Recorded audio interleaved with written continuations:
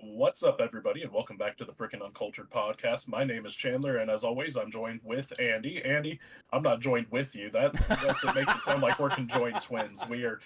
Andy and I are not conjoined twins. As you can tell, we are in two different places currently. He's over here, and I'm over here. So yeah. The magic of editing is a wonderful thing. They'll never know now. Oh, I know that Andy and I are literally attached to the hip. Like,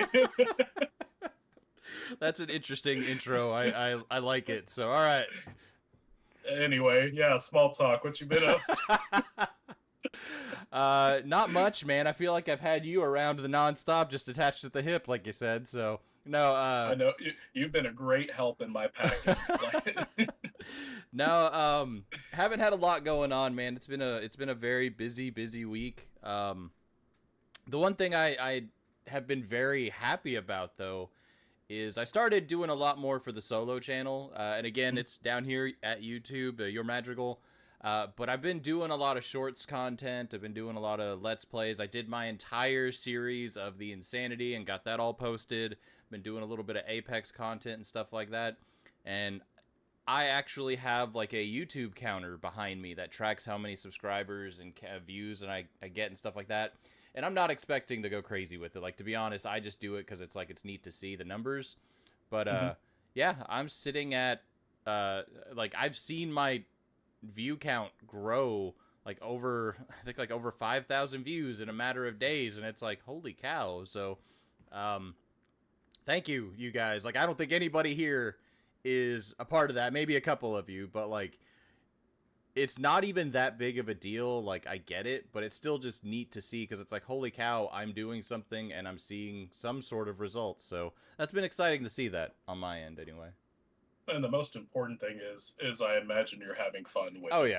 yeah. To be Yeah. honest, man, like we talk about it all the time when it comes to editing these videos, but I am having a blast doing the thumbnails, Mhm. and I'm having a blast with the editing. Like, it's been a lot of fun. So yeah, no, I'm definitely enjoying it for sure. So There you go. There you go. what about you, man? What you been up to this week other than move Mageddon over here? Absolutely nothing, man. I'm in my own cardboard hell over here. I'm so tired of looking at boxes. Interesting story, though. If you ask my wife, she would say that she was gaslit by me. She was, in fact, not gaslit by me. But so earlier, we got back from doing some grocery shopping, All right. and we walked into the house, and she goes, Taylor, there's a wasp in our room. She was like, I need you to go kill it, okay? So I walk into the bedroom and everything. I look around in there and everything, and there's just a fly. And so I walk out and I'm just like, are you sure you saw a wasp? And she was like, yes, I saw a wasp. And I was like, there's just a fly in there.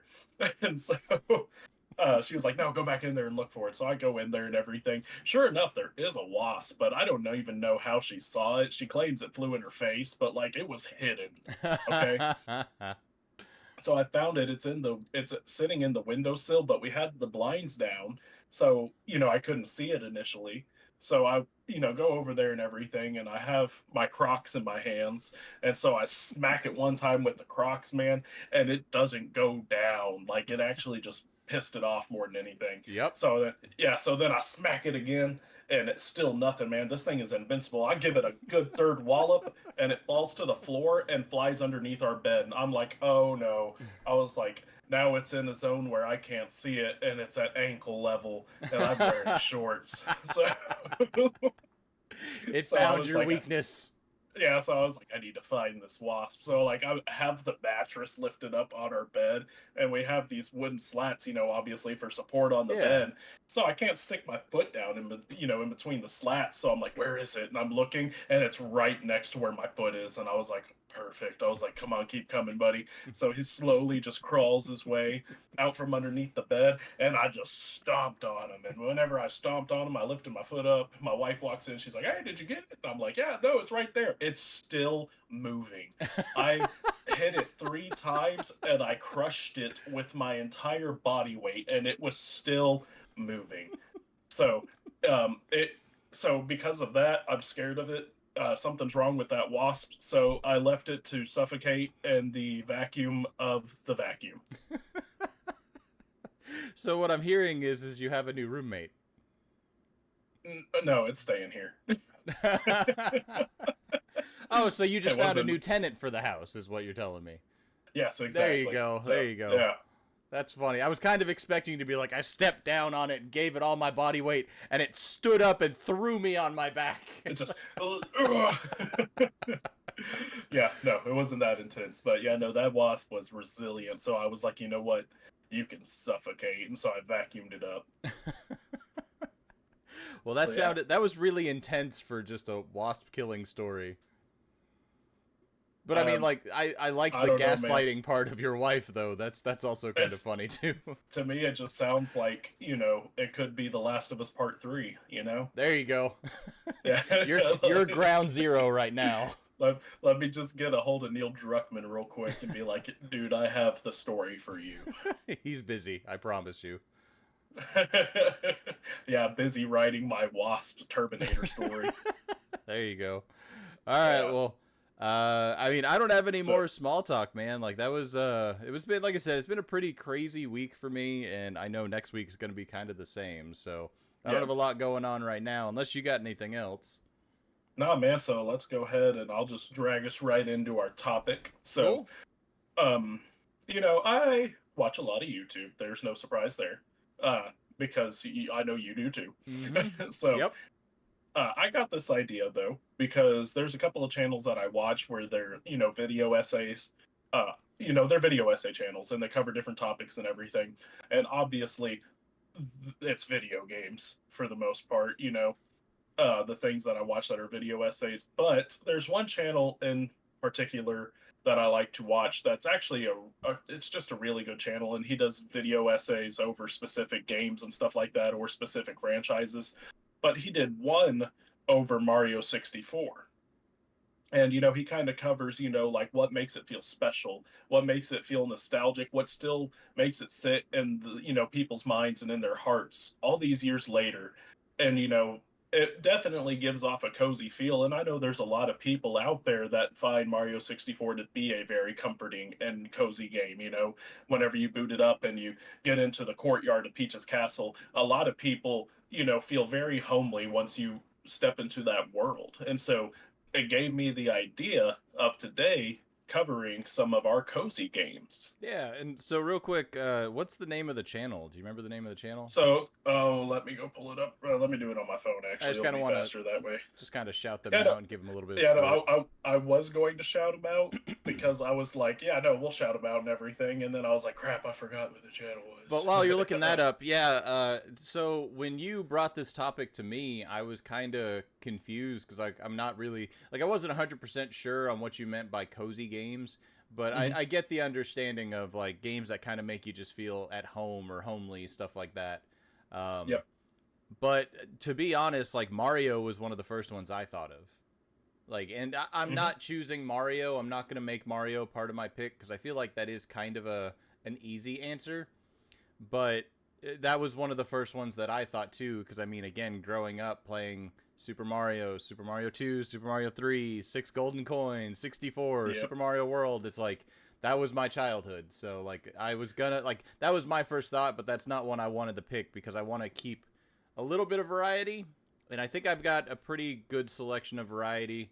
Hopefully we got a good selection of games here today. So So we'll have to link them below whenever this goes live and everything. It is Liam Triforce. okay, So, and he's done video essays over, he's done video essays over Legend of Zelda because Triforce is in his name. of course. Obviously he's a Zelda fan, Well, but he's done, guys, no, go ahead, uh, go ahead. I was just going to say he's done Mario 64, Sunshine Galaxy. He's even done a Silent Hill retrospective where Okay, he covers the first four games. And okay. he has done a Star Fox retrospective too. So something that you may be Oh interested yeah, in listening to no, very personally. much so. Yeah, Yeah. that's instantly a win in my book. But as usual, Hmm. guys, go over to the channel, find one of his videos, find one that catches your attention, and Hmm. show him some love. Tell him he was featured on the Freaking Uncultured podcast. Again, he probably won't care, but Hmm. just show him some love, give him some thumbs up, subscribe, all that good stuff. So. Yep, and if you want a good recommendation for a first video to watch for him, because he's got quite a bit, I definitely recommend the Mario 64 one. It's a good introduction video to his channel. So, Okay, I mean, definitely worth checking out. I honestly, yeah, I would check out the Star Fox one for sure. oh, you would enjoy it. Yeah, and that man, So, like that's another one. Like that's another one to me that makes me think home. Like I yeah. remember playing 64 and just kind of going that route. Just spending hours and hours and hours playing that game. So yeah, that's another one that hmm definitely makes me think of home. But again, trying to do something a little bit different. So I don't want to Yep. keep hammering the same games home for sure. So Oh yeah, no, because I was like, I could talk about Donkey Kong 64 and yep. Banjo Kazooie, but these hmm are all games I beat to death. So, Yep, we've talked yeah. those games because yeah, Banjo was one that popped up in my mind. Like, yeah, hmm no, I'm with you. And actually, I'm thinking of another one right now, and I'm kind of like that would be a good one too. So Yeah.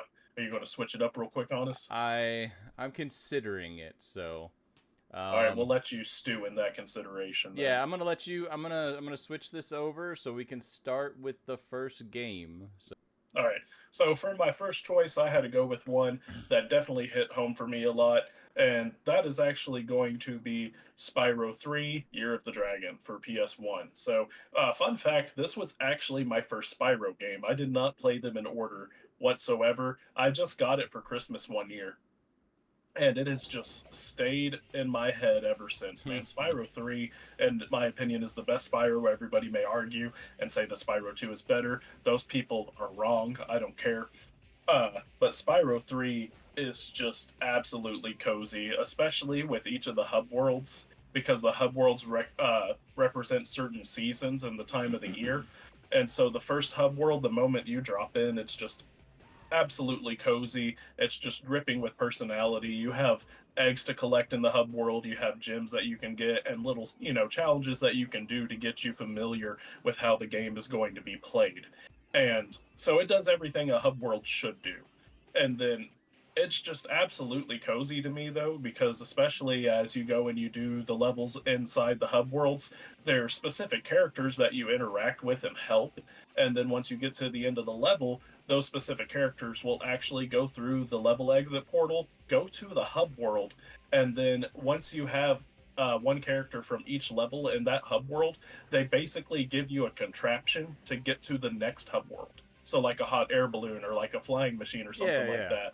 And dude, it's just, I don't know. And all the characters are just so charming too that whenever you're fixing to go to the next hub world and you're in there, you can actually talk to each one of them, and they're all just absolutely charming.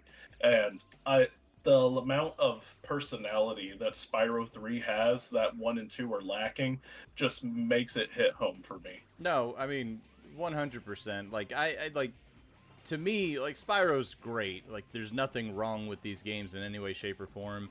But to me, it's not even just Spyro. This whole era was just great 3D platformers. Oh, yeah. And there's just so many examples. Like watching this makes me think of games like Jersey Devil. And just like those kind of 3D platformers, and just like every one of those, like I can tell you, I remember where I was when I was playing this game. I can tell you where I was when I was playing Jersey Devil. I can tell you hmm playing the old Crash games. Like it's just something about these games. Like it makes me think of that time when hmm obviously things were a lot easier. Like things like less responsibilities, obviously, but it's more of a thing of just like I don't know, man. It's uh, golden days. Like I don't know what to say. Like hmm these were the golden days when it came to video games for sure. So Oh, absolutely. And it's funny you mentioned that, the whole I remember where I was whenever I was playing this and everything, because I actually remember sitting in the living room playing this one day, and then our neighbor came over with her daughter and picked up my sister and I and took us to go see Monsters Inc. at the movie theater. Like, there you go. it's so Monsters Inc. and Spyro 3 are intertwined in my mind. That's funny because you were probably just like, I just want to play Spyro. I don't want to go see I the just movie. just wanted to play Spyro, but then Monsters Inc. was great, and then I was like, "Oh yeah, Mom, it was great. I'm just gonna go sit down and play more Spyro then." So, No, these but are yeah, great games, man. Like this is definitely this makes me think of back in the day playing these PS1 3D platformers, and I'm grateful for modernized controls and, updated system and graphics and all that stuff, but it's hard to beat this nostalgia, when this was peak Oh gaming yeah. at one point, and it was like this was incredible. It was just like, oh my gosh, like this is a 3D world. I really feel like I'm in this area. So like it's it's definitely a blast from the past to watch it again. And so there's this what's the word I'm looking for? This resurgence of PS1 styled horror Yep, games. the We demakes. need Yeah, we need a resurgence of PS1 styled platformers. I mean, Just saying. yeah, I mean, I feel like we would just get ports of the old platformers instead of like proper demakes like we did with like Bloodborne and all that. So, Oh no, I just mean like little indie projects, something uh like Cavern of Dreams. I don't know if you know what that one is. It's a 3D platformer on Steam where you play as a little dragon character as well, but it has that PS1 aesthetic and hmm. that polygon look to it. No, I haven't heard of that one. I'll have to look into that. Yeah, so that's what I'm saying is we need more stuff like that. All So the right. indie market needs to step it up with PS1 style 3D platformers. There we go. I mean, I know you're a big 3D platformer guy, but I don't think we need to call out the indie market. To be honest, I think they're carrying a lot of the industry in some You're regards. Like, Yeah, I you're think they're not wrong doing there. very well, but I do think it'd be nice to see more 3D platformers, more return to form when it comes to style of games. Um, Hmm. but yeah, like I don't know. Well, I like I'm just going to make my own PS1 style 3D platformer then There you with go. blackjack and hookers. You heard it here first, guys. Freaking Yep. Uncultured's getting into development now, so we're Yep. gonna do it. And blackjack. Maybe not the hookers. So Maybe he said maybe, so hold on. yeah, yeah. Well, we'll revisit that idea. We'll put a pin in that So one. But yeah, yeah, do you want me to go into my next one yeah. Go or ahead. my Well, first one? do you have any cozy attachments to Spyro 3 specifically? I do like this isn't like I remember playing this at a buddy's house. Like he was the one that actually introduced me into Spyro and stuff like that. So Mhm. like when I see this, I think of hanging out with him and stuff like that. So it's not one that makes me think like cozy at home. This just reminds me of going over to my buddy's house and it's like, oh, what's this game? And we play games for hours. We'd play Mhm. this. We'd play Gran Turismo 1 and 2. We'd play like all sorts of different games, and just like it makes me think of those days. So Whenever you actually went over to somebody's house to play games together. yeah, nowadays you can't do that. I mean you can, but I mean, it's not the same. yeah, I mean most games now are single player. There's no more couch co-op is a thing of the past. It's Yeah, sadly. yeah, it's not what it was. So All right, I'm sad now. Let's move on. all right. Well, now that I've crushed your dreams there, I'm gonna go into this one, and I hope I'm taking the topic in the right direction. Like I don't want to derail this too much, but I am gonna kind of reveal kind of little pieces of my past with this one, I guess. But Okay, that's fine. this is a game that definitely makes me think of home because this was really kind of the first time I really reached out to an online community Hmm. to try and get the most out of a game. And Okay. I know that nowadays that seems kind of just goofy to not do that, but at one point, the internet really wasn't as prevalent as it was, and we didn't have the internet to get all of the walkthroughs, watch videos, go through forums and stuff like that. And Yeah, this you is had to. one you actually I had to was do the gonna. work or buy a strategy guide. I was gonna say the only thing you had was game facts, and you had to scroll through like an itemized list of everything in Yep. it. You couldn't just go to YouTube and pull up a walkthrough. That was So, all hand typed and horribly spelled and yep. and maybe misinformation. Yep, that is true. And the forums were all just sitting there telling everyone how they're wrong and they need to do it this way. And yep, Yep. good old game facts, man. I totally forgot about that. But this is one that was on the 360 called Viva Pinata. What is more homely than a pinata? Like, come on. Well, I mean, a lot of things. I don't even know what to say to that one. Whenever I think homely, I don't think of pinata. I know, but I don't know, man. Like this is this is almost the definition of a cozy game in my opinion.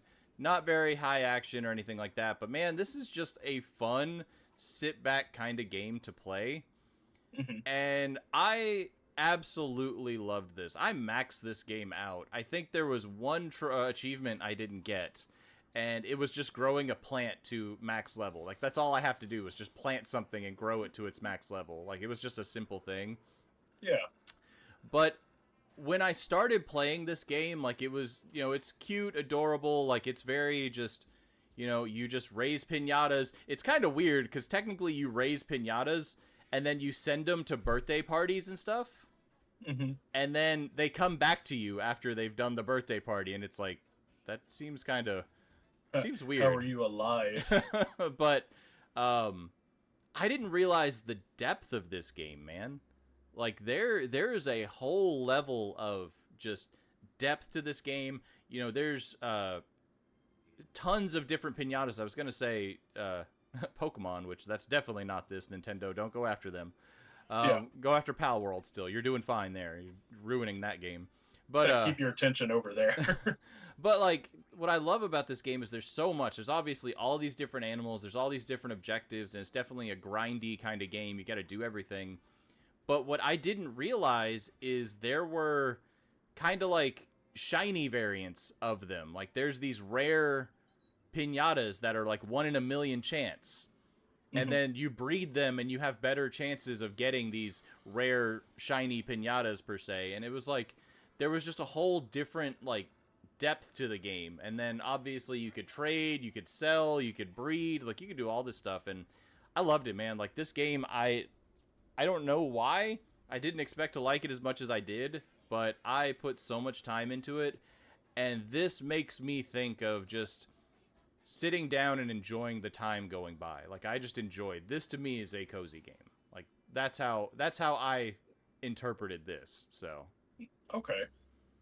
did you ever mess with Viva Pinata or anything like that?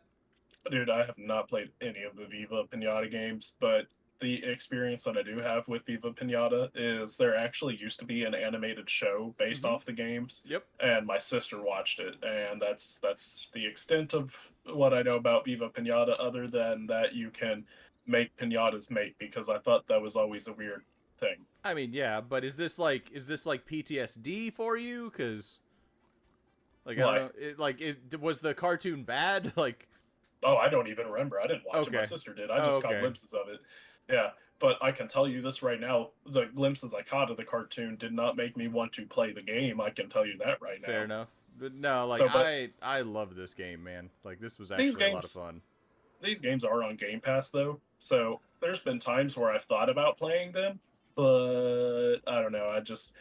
It's it's just very Pokemon to me, and you already know how I feel about Pokemon. It doesn't feel like Pokemon though. That's the thing. There's nothing about this that makes me feel like Pokemon. Like, I get more of a, I don't know, like a, I get more of like a, it's like an RTS, like city builder kind of feel to this, because Mhm. you actually have to build up your farm, maintain the land, stuff like that. Like, I guess like a Stardew Valley. Um, So, do you play as a Pinata? no, no, Oh, you okay. play as a farmer maintaining the farm. So like, when bad characters or bad animals enter the farm, you actually can like take your shovel and hit them and kind of get them to go away. Um, but like, if you look in the trailer, there's like red characters that come up here in a sec. Oh, the little tiki characters. Yeah, like, those are bad guys trying to steal your pinatas, and you can actually like attack them and get them away. Those are people that are helping you like build your farm, expand your farm. There's a bunch more to it, but it's not Pokemon in the sense of like, you don't battle. There's no battling system or anything like that. It's basically those guys enter, you hit them with the shovel, or you have to pour the watering can on them. There's like different types. Hmm. Um, and then there's certain pinatas that'll enter your farm, and you have to do things to kind of convince them to stay at your farm. You got to have X amount of this pinata, or you got to have this enclosure. Your farm has to be this big, and then this pinata will stay. So there's like objectives you have to complete. So it's kind of like I guess, a deeper Animal Crossing. Yeah, I mean, Animal Crossing's more life sim. This isn't very Yeah. life sim in my opinion, but it has that kind of, that grindy nature to it. Like, you got to do all of these things. You just don't have to wait 24 hours to build a building or whatever, like stuff like that. Then you already have me sold then, because that's the one thing I hate about Animal Crossing is that I have to wait to play my game. Yeah, no, I love this game, and I'm sad because I I bought the Rare Replay Hmm. collection, and this is on Rare Replay, and I Hmm. played this on 360 forever ago, but I bought it on Rare Replay, and there were only a handful of games I was excited to play, and this was one of them. And when I booted up the game, it lost my save file. Like I didn't have my save anymore. No. But what doesn't make any sense to me is I still had all of my money. And I Yeah, that had doesn't make any sense. millions of dollars. Like I had so much cash in that game because I like I said, I went like crazy with the I don't remember what they're called, the special variant, the shiny versions. And you can Hmm. sell those to people and trade them and stuff like that and trade them for coins. And I had so much money. So it was, and I can't start a brand new file without the money. So I was like, I don't want to play this with millions of dollars, Yeah, but I'd rather start fresh, and I just couldn't do it. So I was just like, all right, whatever, I'll get back to it another time. So, fair enough. but yeah, this is, if you get a chance, man. Like this isn't a game you have to. I mean, you have to play it a lot, obviously, to do a lot. But like, if you have an hour and you want to play something, I strongly encourage this game. This game is amazing. I didn't really care for Trouble in Paradise, and I know there was, I think, Party Animals, like a third one. Hmm. I didn't even play that one. I didn't care for Trouble in Paradise as much, but this one, I really enjoyed this one. So Okay, I'll have to give it a shot. Like I said, I've been wanting to anyway, just I never have. yeah, no, it honestly, if this is still on, like, I don't think it's on PC Game Pass, but I may check it out because if it is, like, I may, man, I love this game. It's so good. But yeah, I'm gonna stop there. I'm beating this dead pinata already. So. Yeah, you don't want to kill it like it did your save file. Aw. Uh, All right. So let me get you into your next one. all right, man. So next one on my docket is going to be one that people may be like, "Why is this cozy to you?" um, but this game is absolutely cozy to me because I grew up playing this game a whole lot, and that is the original Luigi's Mansion for the Nintendo GameCube, not the 3DS remake. That one was garbage. Um, but the first Luigi's Mansion, though, is just absolutely filled with personality and charm and secrets around every single corner. And it's wild to think that this is a game that if you know what you're doing, you can beat it in one sitting very easily. And you know, it doesn't even take half the day to beat this game. It is not a long game whatsoever, but I just remember being, you know, like a kid and sitting down and spending countless hours in this mansion that in my mind then was absolutely massive and filled with multiple different things and just sprawled on forever. But as an adult revisiting it, you know, obviously it never really was that. And also, I know what to do now in the game since I've beaten it multiple times at this point. So, Oh, I'm sure. oh yeah, but this is a game though that is cozy to me, even though it's basically a children's horror game. Yeah. So, I mean, yeah. I enjoy, like, I did play the first one. I never finished the first one, but I did play it. I did enjoy it. I wouldn't mind Mhm. going back and playing this, you know, because this is actually going to be on the Nintendo shop, the eShop, the NSO Yep, thing. but the GameCube is locked to Switch 2 only. So, Yeah. I mean, yep. we'll have to see about that. So. Yeah, so um well, you know me, man, I'm going to be getting my Switch 2 day 1. So, NSO for GameCube should also be that same day, so you already know this is going to be a game that I'm going to play again because I play this one constantly. But do you have any cozy feelings towards Luigi's Mansion, the Like I said, original? I mean, like I said, I played this game back in the day. I didn't put a ton of time into it though. It was very different. Um, Hmm. I don't know. I think like my mom would give me so much crap over this because anytime like I played video games, if she would sit down and play Mario with me, I was Hmm. always Mario. Like always. Like I always Yeah, played as Mario. So my mom would just assume that like, oh no, you didn't want to play this game because you had to play as Luigi. because you had to play as Luigi. Yeah, so she would give me so much crap over this. Um, But yeah, like I never finished this game, but I did enjoy what I played. I would like to go back and play more of this though. But Yeah. my question for you actually is, I know it won't happen. It won't happen ever, but I think it would be funny. What if Nintendo dropped achievements or trophies for Luigi's Mansion? Would that be something you would grind? No. Why is that?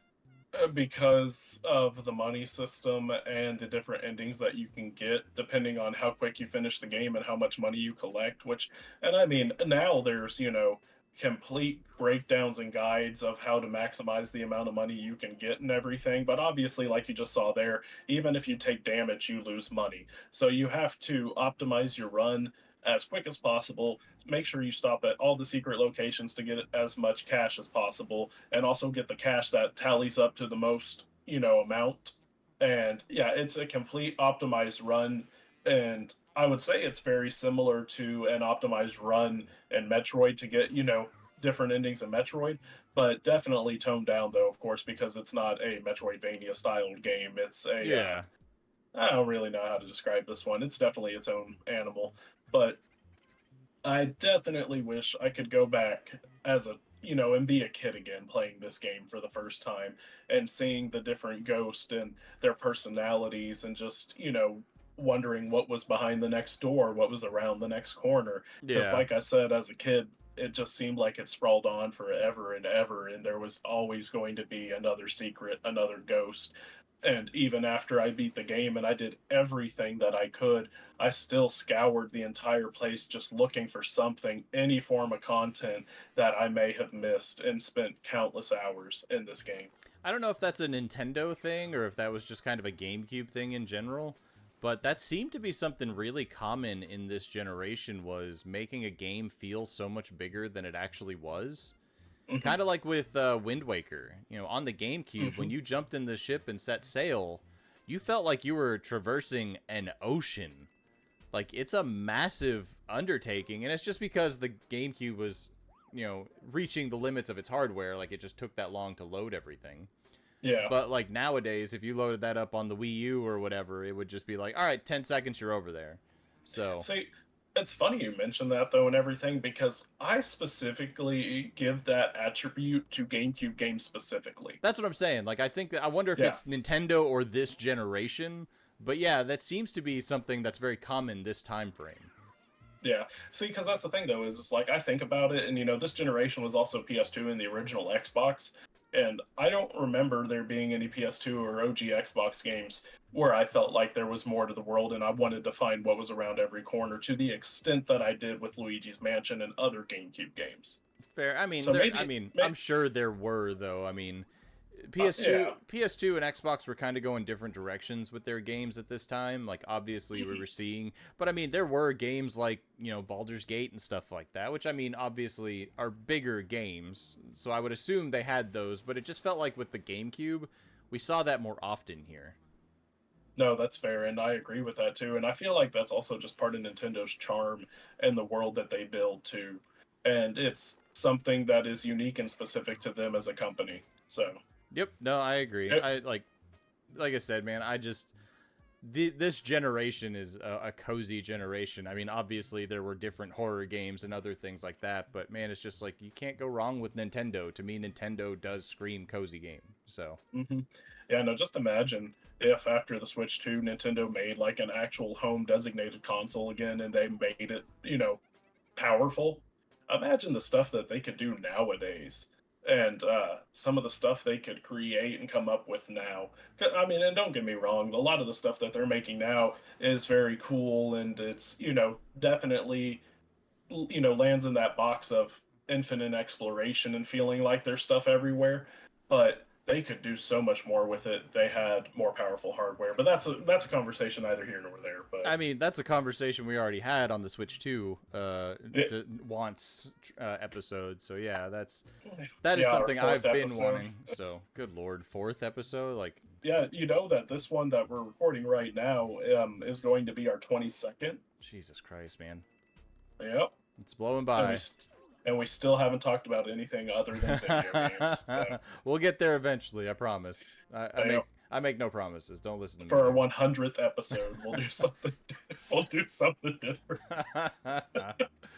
All right. So, do you have anything else you want to cover here on this one, or? No, man, that's it. What do you have for your next one? All right. So this one, I'm gonna go back a little bit on this one. This one's gonna be again a little bit more history on me, but this is kind of a specific time frame for me because growing up, I remember being a kid. I don't want to say like I was always sick, but when we're kids, we get into a lot of things. Obviously, we got sick. Things happen. But there was one time I was really, really sick, and I remember just laying in bed, just being miserable. But my parents felt so bad. They wanted to do something to try and pick up my spirits and stuff like that. So at the time, we went to Blockbuster because that was the thing back in the day. Yep. And they rented some movies and picked up some video games. And they picked up this video game. My parents actually picked this out. And it was just because of how ridiculous and over the top it looked. And it just looked like a really good time. And yeah, that was Booger Man for the Super Nintendo. What's up? I was going to say I'm disappointed that you didn't talk about it with its subtext. It's Booger Man, a pick and flick adventure. Oh, a pick and flick adventure. Yes, you are correct. There you go. And man, this game was ridiculous. I assume you've played this. Oh yeah. Okay. Man, like this makes me think again, like I feel like I'm stretching the term cozy game here. But, like, this makes me think of being a kid. This makes me think of that time frame. And, yeah, even though I was not feeling well and all that stuff, like, this was just a really good time because I was spending time with my family. We were all laughing and cutting up. Because, I mean, you pick your nose and flick it as a weapon. You burp, you fart, you do all that stuff. And every time, we were just laughing. Like, it didn't matter. Like, we were taking turns with the controller. And my parents aren't gamers. Like, they're not big gamers. My mom, she's a big fan of Super Adventure Island and Mario. Those are, like, the two games they're really into. My dad really likes the Jaws game on NES, which is kind of random, but...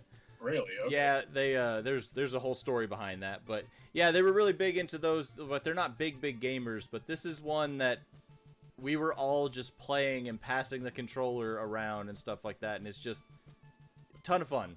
Like, this game is just so good, so ridiculous. I don't feel like this game gets enough credit, and I feel like this is a game that we need to see a modernized port or a modernized remake. So I was going to say put it on NSO Nintendo, you cowards. Yeah, I mean, I don't even know who owns the rights to this anymore. If I know somebody does, but I think it's Interplay. Well, I thought it didn't they shut down? Did Interplay shut down? Because I know it was because Interplay had this and Earthworm Jim. Okay, I don't know. Like it's so hard to keep up with that stuff nowadays. I feel like I know, especially with how many different companies there are and how many times licenses have switched hands. So. Yep. So no, this is one like again makes me think cozy game for sure, but it makes me think of a specific time frame back in the day. What's your experience with Booger Man? Booger Man wasn't a game that I owned, but I do have very fond memories of it because my cousin owned it. And okay.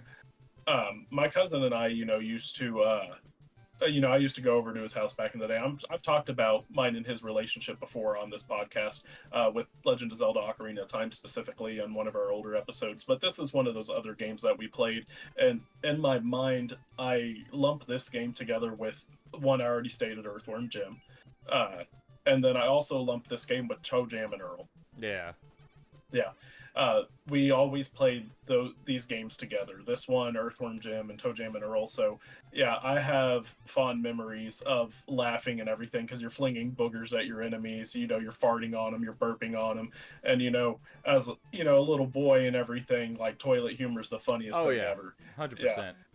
So, no, I do have very fond memories of Booger Man. And, I wouldn't say it's a cozy game. I would say it gets close just because of the fond memories I have with it, but I just have other games that I have more fond memories with than this one. Yeah. Like, this game is just amazing, so. Yep, they need to put it on NSO because I'm pretty sure is Earthworm Jim 1 is on NSO, isn't it? I honestly I don't know for sure. It's been a Okay. bit since I've actually been on NSO. In all fairness, so I have it. I don't even. Yeah, I don't remember the last time I've been on it though. So, but no, Booger Man is great, man. It's yeah. fantastic. And then not only that though, but he was also a fighter in Clay Fighters. Mm-hmm. Yep, Good times, man. which was also Interplay. Yep. That's actually one of my favorite fighting games. I love the old Clay Fighters games. Come back, Interplay. Why did you leave us? No, like, it just, if anything, just let's give your licenses to somebody who deserves it and can do justice to them. So here's my question then: who deserves it and would do justice to these properties? Man, that's a tough one. That's a real tough one. Bloober team. To be honest, like the first team that came to mind, and it's not. I don't think in their state right now it would be great. I'm sure they would do fine, but Classic Rare. Classic Rare. Yes. Okay, that's fair. Honestly, I think Rare even nowadays would do it, but I know Microsoft would have a bigger hand in the say. But like Classic Rare would do these games justice, in my opinion. dude, you know who I was actually thinking, especially here recently, because they've been doing a lot of smaller indie titles and publishing a lot of smaller indie titles. Who's that? Konami. I mean, maybe. Because I don't know if you've been paying attention to their output of indie games that they have here recently. I mean, there was even one announced at the Game Awards too. But Konami's been heavily publishing a lot of small little indie titles. So I could see them. I think they would do good by it. You know, they're definitely getting back to their former standard. I than hope. what they. My concern with Konami is them just taking the license and holding it for 8,000 years before they do anything with it. So No, that's fair. But they actually just came out with a game though. I don't remember what it's called, but I actually have intentions on playing it for my personal channel. So okay. Man, this game this is bringing back so many memories. Like, it's so good. Yep. But yeah, that's Booger Man, a pick and flick adventure. I gotta get it right. So. Yep. But yeah, that's gonna be my second pick. Unless you got something else you want to cover here on this one, man. Nope. Oh wait, wasn't Booger Man also voiced by Dan Castellaneta, the voice of Homer Simpson? I don't know on that. Because he voiced Earthworm Jim in the Earthworm Jim TV show, but I'm pretty sure he voiced Booger Man in the game. That's interesting. Hold on. I do know the I did see the live action trailer for this. I don't know if you've seen that one. No, I have not.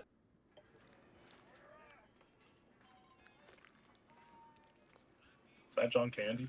No. If you had jalapenos and beans for all you have an Booger Man for Sega Genesis. Oh, dude. Yeah, so they had a live action trailer too, so I miss commercials like this. Take me back, please. that makes me think of like The Tick, like in all that stuff, like back in the day. Oh, no, same. So, no, Booger Man was not voiced by Dan Castellaneta. It was Michael McConaughey. Not Okay. McConaughey or something. Yeah. What else? Oh, he was... What? He actually is a voice actor in Final Fantasy VII Rebirth, your game of the year last year. Huh. Who did he play though? Was it like random guy B or whatever? Or? He played a guy named Chocobo Bill. Oh, okay. Yeah, I actually Yeah. remember that. I know who he's talking about. That's Yeah, funny. he's also in Resident Evil Revelations 2, he voices Barry. Okay. So no, he's done quite a bit of voice acting work in the video game industry. So But he'll never peak. he'll never peak as hard as he did with Booger Man. Yeah, I'm sorry, man. No, that's not true. He's doing great work, obviously. So He was also in Mod Nation Racers. okay, so like there you go. He's one of the best voice actors there is now. Like, what do you say? Just because of what he was in. Yep. Not even the work he does. No, it's just what he's a part of, what he supports. So Yep. Oh, he's been in a lot of Final Fantasy. Anyway, all right, I'm falling down a rabbit hole. So, All right. Well, your last one is loaded up. So. all right. So my last one is one that I actually have a lot of fond memories with, and that is because this one is going to be my bit of a personal one. So, this is one that both me and my mom, and then also my dad, the three of us would play a lot of. Me and my mom more than the three of us or my dad and I. But that is Gauntlet Dark Legacy, which I had for the PS2, and this game is the reason we went and bought a multi tap because for all of you people who didn't grow up with wired controllers, which is crazy to say that, but there's definitely some of you out there who did not grow up with wired controllers. Yep. But back in the day on the PS2, you only had two ports for a controller, and so if you wanted to experience a four-player game, you had to go out and buy the multi-tap, which plugged into the back of your PlayStation to give you two more uh, inputs for your controller. So, or ports for your controller, I mean. So and Gauntlet Dark Legacy was one of those four-player games.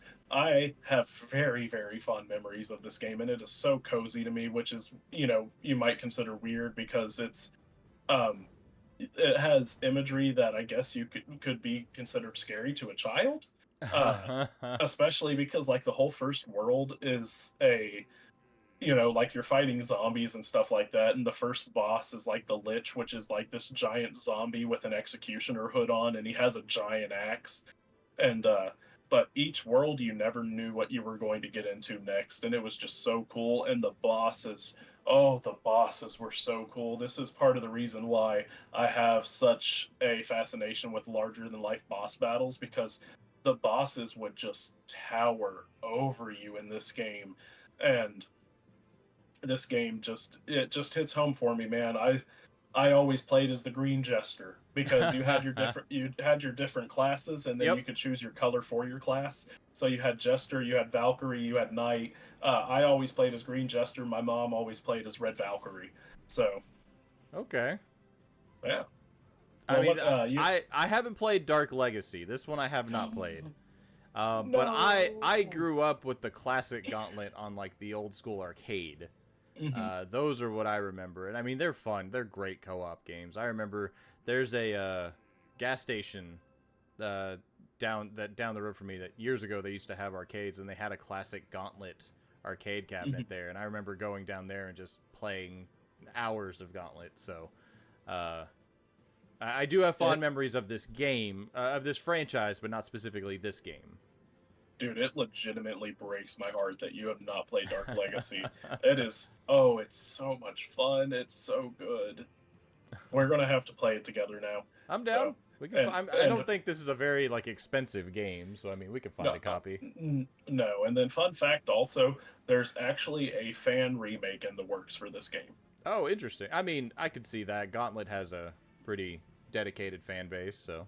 Yeah, and and Midway is the one who had Gauntlet, and Midway has shut down sadly. Which Midway had a lot of they had a lot of franchises under their belt. So I wonder what happened to those properties, who ended up getting them, because I don't know who has Gauntlet nowadays, which is sad because Gauntlet was so much fun, man. I played the crap. This is the one I played the most, but I also played its follow up Seven Sorrows quite a bit. Yeah. That's actually that's a good question. I'm wondering what happened to the Midway properties, so. Yeah, but we're gonna have to do some digging on that and kind of look into it, see where they ended up going. Maybe we can pick up some cheap ones and, Sell me Gauntlet. yeah, sell Gauntlet, one of these biggest, names in gaming history to two random guys. Okay, dude, let's be honest though. Like nobody knows what Gauntlet is nowadays unless you grew up playing Gauntlet. Yeah, that's what I'm saying though. Is like this is one of those like games that was there when the scripture was written kind of thing. I mean, you're not wrong, But but like, just handing that over to two random guys on a podcast, like, we're not random. We're the host of the frickin' Uncultured podcast. I think that carries some weight, sir. fair enough, fair enough. Yeah. I'll give you that. But yeah, I mean, we'll have to do some digging into that. I don't know why those black boxes are there. I'm wondering what they're covering up. Yeah, I was wondering that too. So I wonder if it's like a release date or something, or it's trademarks or something like that. maybe that could be it. But do you have anything else you want to cover here? Or? Nope, just that I have countless and countless memories of sitting down playing this game. And then also, fun fact too, for whatever reason, as a child, I would always forget to put my memory card in my PS2. So I would always make it to like the last world of this game, just sitting all day on a Saturday playing it, and then booting my game back up and being like, "Where's all my progress?" The curse of having a memory card. I know, man. Kids these days don't even know what a memory card is with their internal storage. Yep. Hey, in all fairness, though, like that stuff's a lot more expensive than it was for us back in the day. Oh yeah, that's true. So That is yeah. very true. But all right, I'm gonna go into my last one. Yep, let's hear it, man. All right, so this is gonna be a little weird. So I'm gonna change things up a bit. So we had to give you guys a little peek behind the curtain. We usually kind of pre-plan these a little bit. We come up with 3, we discuss these, and blah blah blah, and we kind of place an order and all that stuff. So we kind of it's very impromptu, but we do have somewhat of a kind of a routine when it comes to these episodes. There's a small foundation. A little bit, yeah. But this time I'm calling an audible. I'm calling a last minute change, but we do want to have an honorable mention here for both of us. Like, I brought this one to the table, and his eyes lit up just as much as mine did when we started talking about this, because this is a game we both grew up with. And not even, let me rephrase that. This is a franchise we both grew up with. Because you said you haven't played the game, but you watched the movie.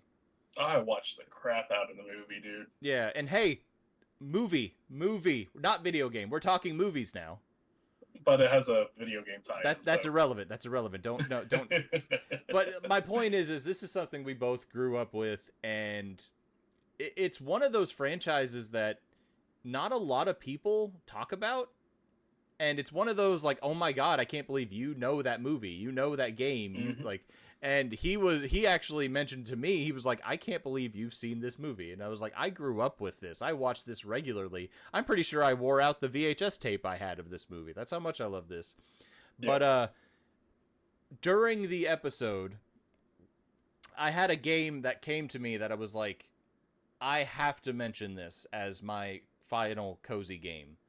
So we're going to cheat a little bit, and we're going to do 2 this last episode. Or two more picks this episode. And this one's going to be kind of an honorable mention for both of us. But I am going to say Little Nemo's The Dream Master is absolutely my honorable mention for a cozy game. And if you haven't watched Little Dreamo Adventures into Slumberland, it is on YouTube. I'm sure it's on any kind of streaming platform. The animated movie, the cartoon, is amazing. It is a phenomenal show. It is something I remember watching when I was a kid. I know you do as well. Yep. We talked about that briefly. We'll go into it more for sure. But the cartoon made me love the game so much more. And I remember being a kid and just sitting down and playing this. And this game is a nightmare. It is not an easy game in any way, shape, or form. This is a tough game. But, man, this makes me think of being a kid up north and just sitting down in front of my little CRT TV and just playing this for hours. So what do you got to say about Little Nemo, just in general? Well, so like I said, I haven't played the game, but I am very nostalgic for this franchise and this character because I watched the crap out of the movie, dude. And so this movie has a very deep nostalgic and cozy connection for me. So so we're going to deviate from the game real quick, so that way we can go down my movie rabbit hole, and so that way we can say we talked about something other than a video game. But so I don't know if I've shared the story with you or not, but as you know, my parents divorced whenever I was pretty young. I was about 6 years old whenever my parents divorced, and after the divorce, my sister and I went to go. We stayed with our mom, and she had a coworker who ended up giving her like a couple of VHS tapes, and this was actually not a movie in those VHS tapes she gave to her, but it leads into it though. But one of the movies that she had in those VHS tape collection that she gave my mom was Teenage Mutant Ninja Turtles 2: Secret of the Ooze, the second Nice. live action Ninja Turtles Yep. movie. Yep. Yep, which I absolutely love to death. But Mm-hmm. it kind of put me, because I was never a big movie kid. Um, like I had select movies that I enjoyed watching, but Teenage Mutant Ninja Turtles 2: Secret of the Ooze kind of put me in a movie direction. Um, and so I wanted more VHS tapes to watch and everything like that. And then, eventually my mom, got a boyfriend and everything. She started dating another guy who would eventually become my stepdad. But we went over to his house though, and he had a collection of VHS tapes, and I was just like enamored at the amount of VHS tapes he had. And sitting in its sleeve was this movie, and I asked him if I could watch it, and he was like, "Yeah, sure, go ahead." And so that was my first exposure to Little Nemo. Was basically, I had gotten this giant movie kick from Ninja Turtles, and then I ended up finding Little Nemo. So I actually have a connotation between those two movies in my head, but because they both came in a time of my life, after my parents' divorce, which is a big deal for a kid, especially for a kid who is of age of having memory and being able to remember, you know, that happening. Yeah. So yeah, they came at a time of my life whenever things were definitely different, things were changing, and so Little Nemo and Ninja Turtles did me good. Oh So yeah. No, I mean I'm in that same boat, man. I grew up with TMNT. We talked about that for years. I love the live action shows. hmm But this is one of those cartoons that I wore out that VHS tape. I always thought it was neat because like when I was a kid, I felt like the kid in the cartoon looked like me. Like I was like, oh, that looks like me. Like we look very similar, and just like that'd be cool. Like I don't know. It was neat to see that nostalgia because I was gonna say it's weird because the kid has purple hair here, but now he's got black hair, so I don't like know why it's yeah, and then changing. and in the movie he has black hair too. So Yeah, so I don't know yeah. what's going on there, but yeah, this is a phenomenal game. Very difficult though. Like I said, this is not an easy game by any means, and if you haven't seen the cartoon, like I said, it is on YouTube. I'm sure it's on other streaming services. It is a fantastic show to watch. Like this is something that will definitely, uh, I don't know, it makes me think of childhood for sure. But unless you have anything else, I know I kind of cheated a bit on this one, but I'm gonna pick my last cozy Hey, game. that is fine, because whenever you told me that you were going to change it, I was like, nope, we still need to talk about Little Nemo. So that's Yeah, fine. no, I mean we definitely this is a show that I don't feel like gets enough due credit. We talk about, or not, we obviously we don't talk anything video other than video games here. But hmm there's obviously a lot of talks of like old nostalgia cartoons and shows and stuff like that, and I feel like this is one that gets sadly overlooked. Oh yeah, no, I'm so glad. Like I said, I'm so glad you watched this movie, because I have not met any other soul who has seen this movie I other than love my it. sister and I. And like I said, like I was talking to my wife about this a while ago, and I was like, "You've never seen that?" And we actually found it and watched it, and we watched a couple cartoons that she grew up watching and that I'd never seen before. So hmm it was kind of like a nice little movie night down memory lane for sure. But so yes, do yourself a favor, go watch Little Nemo Adventures in Slumberland, and then if you can find a copy of this is absolutely worth playing because this game is amazing too. But I'm gonna go into my last game, and this is the reason I'm switching games up is because I kind of just unlocked a core memory when talking about one of the other games, and Chandler knows this story 100 times over. But this game is absolutely the definition of cozy homely games to me, and that is Hudson's Adventure Island on the NES. And I just like there's definitely, I know what the something is, but there's something about this game that makes me think of being young and being a kid.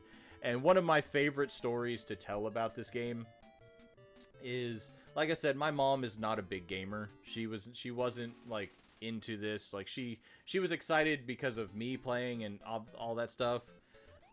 But this was a game that for some reason she just latched onto. She just absolutely loved this game. She loved watching me play it, and she actually enjoyed playing it too. And it's a very simplistic game. It's like a Mario clone, just a side scroller, but it's not overly difficult. But she enjoyed playing it too. And the part that always makes this stand out and makes me think of her is back in the day when we would go to Blockbuster, you know, she would rent a few movies and then she would rent me a video game, and you know, it was always a group, like a collection event kind of thing. But there were multiple times my mom would kind of like trick me or kind of coerce me into renting this game. And it's more of a like, hey, you know what, why don't you get that Adventure Island game? You know, we enjoyed playing that. Yeah, Mom, but I want to play this game. No, I think you really want to play this because we never finished this game, did we? And it's like, no, but I kind of want to try something new. And she's like, no, we need to go and finish this game. So she would kind of guide me into what game to play, and it was always Adventure Island. It was this one, the second one. We enjoyed them, and it kind of created like a core memory for me when it came to my mom, obviously. And every time I see these games, it makes me think of her and being a kid playing this game with her. So this, to me, is the absolute definition of cozy, homely game. Like, you're just a little kid running around an island with a skateboard and throwing tomahawks. Makes no sense in my opinion, but like, I love it. It's such a good game. Did you ever play? You played Adventure Island, right? Oh, I've played a lot of Adventure Island, dude. So just watching this gameplay right now is hitting a spot for me but like this game, you know, I wouldn't say it's one of my cozy games. This was a game that I played a lot because I don't know why, but whenever I played it, I had this sense of I needed to perfect every single level that I played. So, you know, like I just needed to have a seamless, perfect run of each level. So this was the start to your platforming perfection. Maybe. No, I don't know. I think I contribute that to Crash Bandicoot. But... or Banjo-Kazooie, one of the two. Fair. Maybe yeah. Donkey Kong. But no, now I'm just imagining you being at Blockbuster. Your mom's like, let's get Adventure Island again, Andy, and you're just over here, Mom, but I want to play Bubsy. My mom did me a favor there then. Yeah, I know. Little did you know that she was actually saving you the entire time. But Mom, I want to play the NES version of Jim Carrey's The Mask. No, trust me, you don't. So, but yeah, no, like I said, this definitely has like core memories to it in my opinion. This is something I thoroughly like. This makes me think of being a kid and playing games with my mom. So, So yeah, that's gonna be my last pick on this one, man. Unless you have anything else you want to cover. So, no, I'm good. So. Yeah, and I actually kind of want to play Adventure Island again now. I actually bought a copy of this recently. I actually found a copy for like a really good price, and I was like, I have to. Like, I would like to find one complete. Like, I'd like one with the box and the manual and all that stuff, but... Just pop on eBay. Yeah, but it's still... The box and everything complete, it's still fairly pricey. Oh, is it? I didn't think this game would be all that much, honestly. Honestly, anything complete with the box just ups the value in it insanely. But the game itself loose is not expensive. The funny thing is, Super Adventure Island 3 for the Super Nintendo, that one is expensive. That's insanely expensive right now, yeah. So, little side tangent though, just because I remembered, you know, this is, sorry, if you're a regular viewer of this podcast, you know I have special eyes that just randomly start hurting. But, this is made by Hudson Soft, who created Kirby. So just had to throw that out there real quick. And they'll never reach the peak of what they did here. I know. It's not like Kirby's in Smash Bros. Or anything. Yeah. Whenever this guy is. Well, it's not my fault they're making poor decisions right now. What is this guy's name? I don't even know. Adventure Island boy. His name is Adventure Island. But I'm gonna wrap it up there, man, unless you got anything else. I know this episode's going a little bit longer than what we normally do, so yeah, I know. So let's go ahead and let's bring it out to a full close. All right. Well, I'm gonna rotate us back here. All right. So that's our that's our pick for cozy games, guys. What do you guys think? Did we choose poorly, or is there something else you think you could add to the list, or what would be your More honorable mention? or more importantly, what is your cozy games?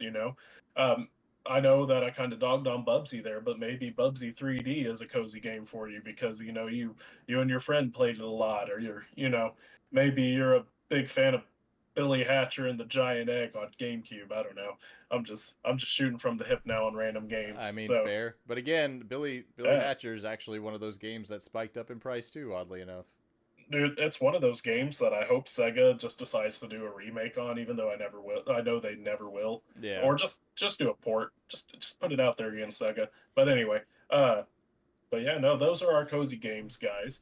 And then Andy, I'm gonna go ahead close this out, unless you have anything you want to say, Nope. anything you want to address, because you have been posting more frequently on your personal channel, like you mentioned at the top of the video. Do you want to do a little shameless plug again? Yeah, no, I mean, Yeah. we're so I guess just to be quick, we are doing a lot of things in life right now. I mean, obviously Chandler's going through the move, Mhm. work's consuming most of my life, but we are still trying to. We've been very adamant about doing what we're doing here. Like this has definitely been a priority, but we're also trying to do a lot more on our solo channels as well.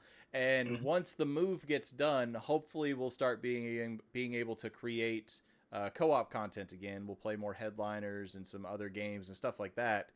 Maybe we'll play some Schedule One finally. I'm really want to play that. I think we're gonna have a lot of Yeah. fun with that. But the point is once the move and all this stuff gets done, we're gonna try and start building more of a regular schedule and have a lot more content for our solo channels. So definitely don't forget to follow us. Both of our contents down below. Hmm. I'm at Your Magical. He's at Neon L Johns. Like and subscribe, all that stuff, guys. And if you do or you don't, we appreciate your support and just watching and being here. So Exactly. So, and yeah, like Andy said, for my personal channel, for me personally, I got a lot going on right now because obviously, I'm working 40 hours a week. I'm also trying to get everything packed up so that way we can get this move underway and get it taken care of. But here recently, I did do some recent posts. I have a full playthrough of a game called a Minty. If you want to check that out. Oh, excuse me. That one was actually a ton of fun to play. Actually got me with a couple of jump scares too, which that doesn't happen too often.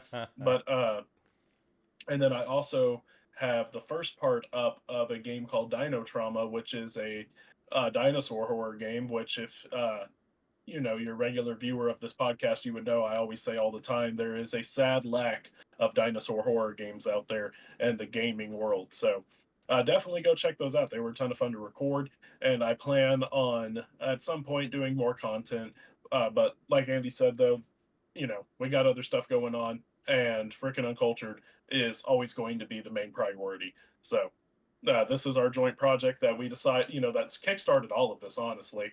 And not only that, though, we just enjoy doing it. So oh yeah, it gives us it's gives us nice. a reason to hang out and to talk, and then just absolutely be us over just random video games, and getting our feelings about movies we thought nobody else had seen in this world. So yeah, Good so times, good times. No, it's been a lot of fun, but it's also been a nice journey to see the other people join along. So it's nice mhm. again when people reach out or when people stop us and say hi or tell us, what their favorite games are and stuff like that. It's always neat to have those conversations.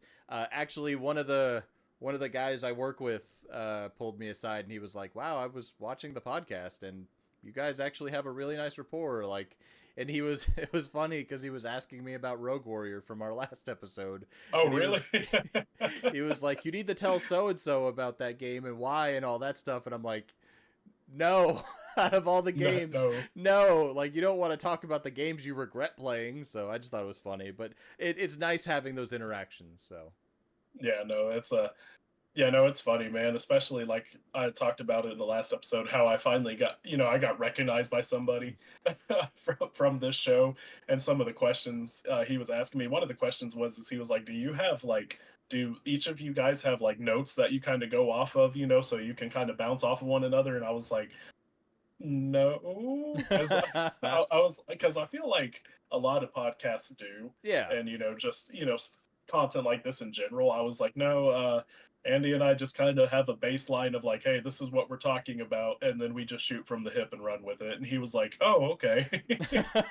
I mean, He was like that. He was like, that's kind of impressive. And I was like, well, Andy and I have also known each other for a long time, and you know, this podcast is literally just conversations we have normally. So, this is just our everyday life. It's just now there's a camera yeah, and a microphone in front of us. So, exactly. The thing that's going to be challenging for us is our personal channels. So, yep.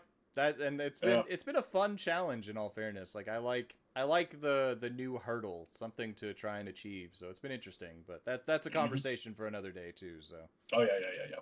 So, all right then. Well, as always, thank you all so much for watching. Please remember to like, comment, and subscribe. And as always, stay uncultured, and we will see you next time.